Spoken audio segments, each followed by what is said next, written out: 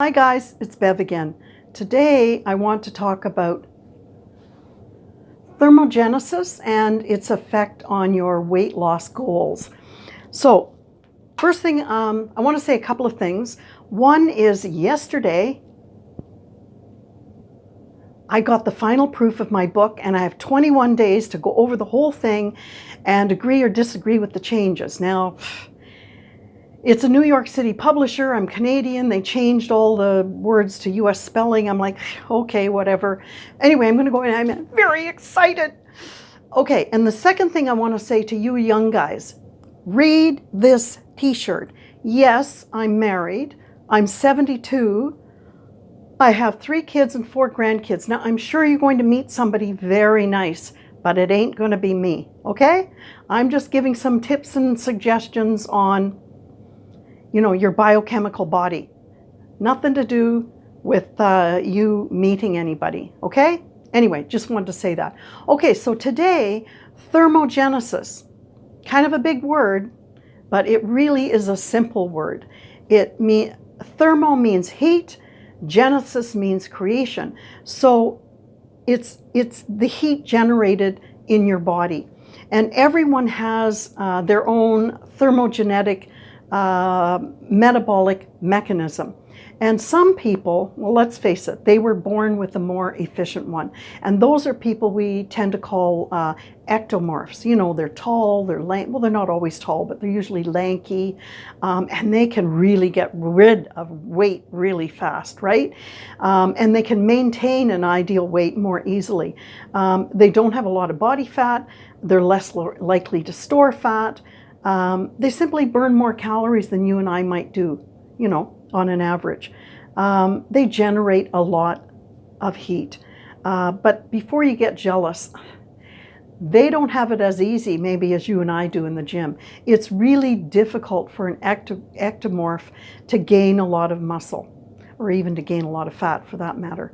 So before you envy them, just, we all have our bodies, we all have to deal with them. Okay, so thermogenesis.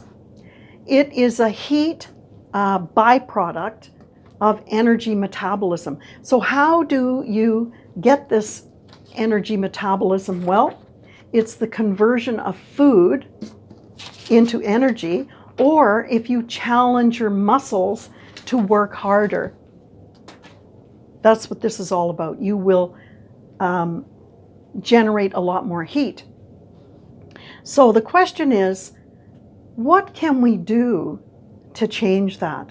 If we're not ectomorphs, how can we get our thermogenetic metabolism higher or faster?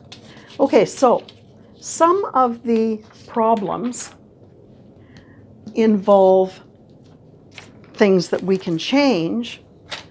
One of them is dehydration. And if you are dehydrated, it really does a number on your weight loss goals. You have to drink more water because water is a weight loss catalyst, and a catalyst makes something happen faster. So if you have a low body heat, then you're going to have a slower metabolic mechanism. So to speed that up, you have to raise your body heat. How do you do that? You have to eat more. Well, obviously portion control, and you have to have nutritious foods. But what you're also after is nitrogen. You need to eat more protein, and that's going to help your thermogenesis level. And you need to exercise more. It has to be strenuous, and you have to progressively increase your weight load over time. Okay? And let's go with the high cortisol. If you have a low thermogenesis, you might have a higher cortisol level. To get that down, you have to try to sleep 7 hours a night, as an example. There are other things to deal with this, but let's just go with the sleep for this video. Starvation. I don't know how, when you go to the gym, at least for me, I go to the gym, I see these women running like crazy on the treadmill. They don't eat a lot. and starvation to your body is anything under 800 calories a day on the average. So they're running on the treadmill, they're drinking a ton of water, actually probably getting hyperhydrated because a lot of them complain about headaches, and that's in another video of mine. But they drink tons of water, they lift little 5-pound weights,